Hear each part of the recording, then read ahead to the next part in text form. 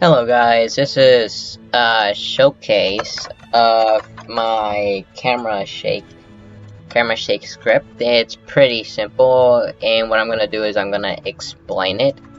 But first I'm gonna show it real quick. So this is what it looks like. It's customizable. I'll put a link in the description of actually I'm gonna just put the whole script at the bottom of this description. And this is what it looks like. You can actually, right now, I'll show you a more jittery look, so it looks more like something like an earthquake. So this is what it would look like. And XRange being how much it would move side to side, YRange how much it would move up and down. So I'm gonna explain this. So right now, I'm putting all my variables so it doesn't look that long. I know this looks like a big mess. I would shorten it, but I just didn't want to. So I'll go over this real quick. So what the run does, basically, okay, so I named it run, you can name it whatever you want. But this is basically getting the run service, which you can get a heartbeat, which basically runs each 1/6 of a second, which is pretty useful when you're doing something like camera shake, which is like updating every single second. And I'm getting the player, so I can get the character, so I can get the humanoid, which is how you get the camera offset. I put a repeat wait until because sometimes the player loads but the character doesn't, it just breaks the script, so I just put repeat wait until player.Character, which basically means repeat wait until the character has loaded in, which is a pretty simple line of code that can actually do a lot. I'm getting the character by just doing player.Character. I'm getting then I get the humanoid. I named it Hum because I mean, personally, I feel like it's bad practice to just name it humanoid. Of course, you can just name it humanoid if you like to. It doesn't really matter. I just like it naming it not what you're trying to achieve. No, something close to it, I guess. So I said char, WaitForChild in case the humanoid isn't already in the character. It'll wait for it. I get the camera. Actually, you don't really need the camera. I can just delete this. Then the YRange, XRange, Jittery, and TimeNow. And the reason why I'm doing this is because, well, I'll tell you later. But basically, this is a function on heartbeat. You can just put this inside of here. But right now, I'm just linking it up because it's just more flexible like this. And basically inside, it gets the NoiseX and NoiseY. If you don't know what noise is, this is what it looks like.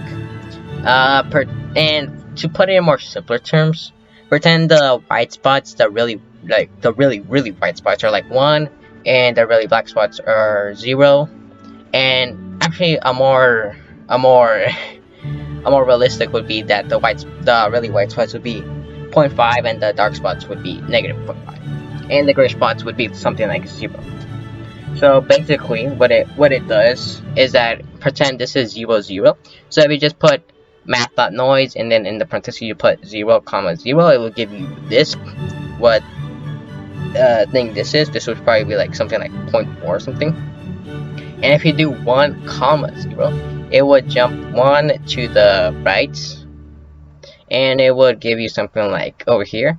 And you might say, well, this is too much, I want something close to it, so it gives me like some smoothing. So you suppress it by dividing it by I say 20 is pretty good. You can do more, but basically what I did is that I divided it by 20 and then I times it by the jittery look, which will basically move it a bit more if it's basically it will divide it, and then if it's higher then it'll multiply it by that much, which will make it look like it's spliced, which is what we want if you want a more jittery look. And basically that's it. The reason I put this in tick is because if I just put tick, it'll just output 0 because tick is like a really huge number. So what I did is I did tick the tick then minus the tick now, so it'll give you something like 20 or 30 if it's running for that long, which will just work perfectly fine. Then I did it times the XRange, which will basically amplify the amounts, which will make it look more this way or more that way.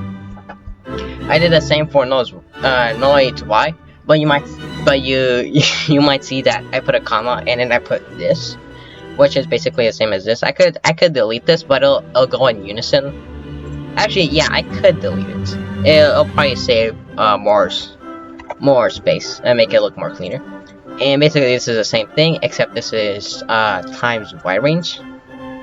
Now, since noise looks like this, 1 to the right is not the same as a 1 up or a 1 diagonal, so that's why I deleted it.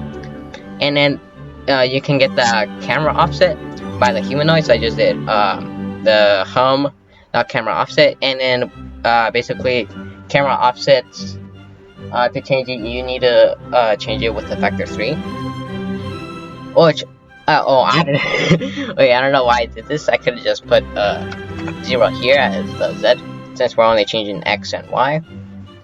I just plugged in here and here. Oh, I guess it works without this, I guess. So yeah, that's basically it. It's pretty simple. And a way you can delete this, I think, is by making a connection. So I'll look for connection, this, and connection, and I'll make it wait like 10 seconds, and then I'll disconnect. Which I think that sounds more right. And that's it with a capital C. Which hopefully it'll work.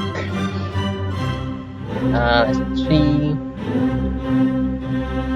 There's a camera shake, and then it stops. Oh, it didn't stop. Yeah, it's fine. I think you can find a way to make it disconnect by just adding like some sort of operation that will turn it on or off. I think what I did is I spelled it wrong. I can actually look it up to see what it is.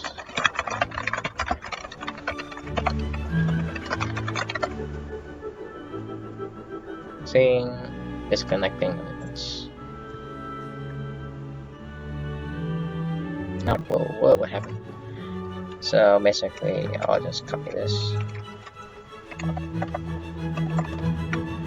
Oh yeah, and make sure the camera offset is set back to 0 or else it'll look funky. So just set this to 0, 0.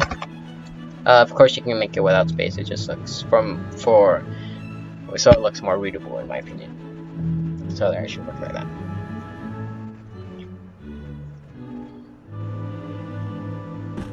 And after 10 seconds it should shut off. Pretty sure shut off. And there, shut up. Beep. As easy as that. So yeah, that's all. If I upload this to YouTube, I'll put all of it in the description with all the things I added or deleted. And yeah, it's fully customizable. You can just play with it. It's open source, whatever. Bye bye.